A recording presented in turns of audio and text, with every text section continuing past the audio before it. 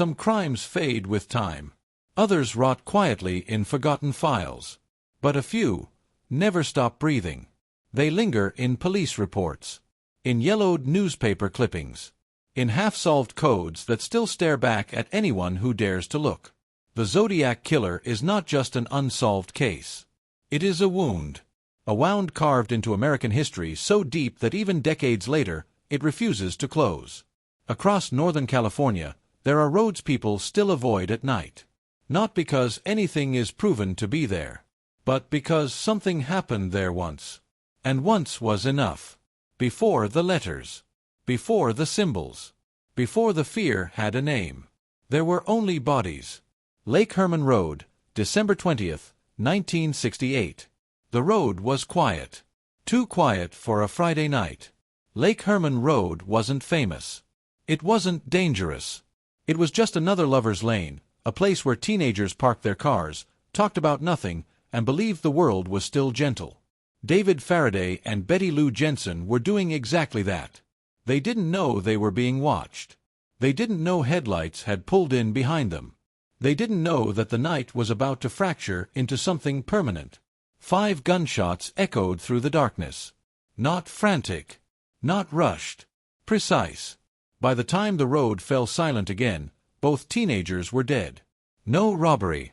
No argument. No explanation. Police called it a tragic double homicide. But something about the scene felt wrong. There were no signs of panic. No evidence of struggle. Just execution. At the time, no one knew this was the beginning. But beginnings rarely announce themselves. For months, the case sat quietly. No letters. No calls. No claims. Just another unsolved crime. But crimes like this don't disappear. They wait. And on July 4th, 1969, they returned. Blue Rock Springs, July 4th, 1969. Fireworks cracked open the sky. People laughed. Drank. Celebrated independence. Darlene Ferrin and Mike Mageau sat inside their car, unaware that history was circling them. A man approached. He fired. Then he walked away. And then, impossibly, he came back. He fired again. This wasn't panic.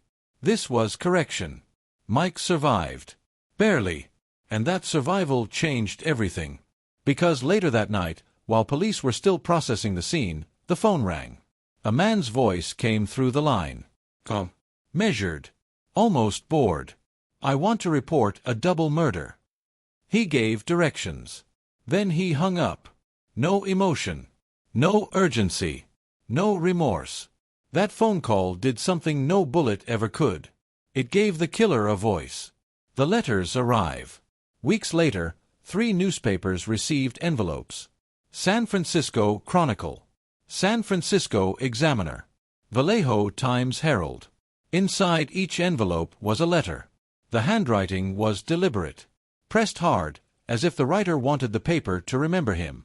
Inside the letters were symbols. Ciphers. And a demand. Each paper was instructed to print the cipher on its front page, or more people would die. This wasn't a confession. It was a negotiation. And for the first time, the killer signed his work.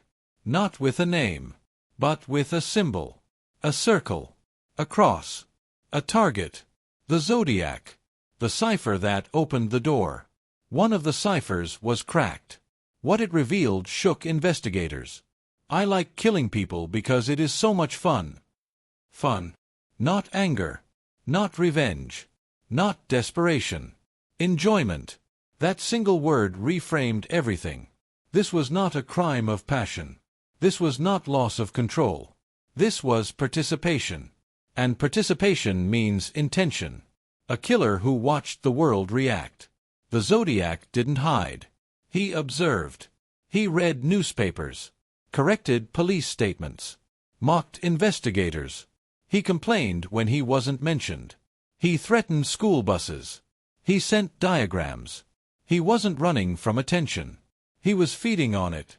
Each letter sharpened his presence. Each symbol deepened the myth. And slowly, something terrifying became clear. The Zodiac Killer wasn't just murdering people. He was building something. A character. A legend. A place in history. Why this was different. Killers usually want escape. The Zodiac wanted permanence. He didn't want to disappear into the crowd. He wanted to be remembered. And the more the world tried to understand him, the more he controlled the narrative. Because mystery is power. And he knew exactly how to use it.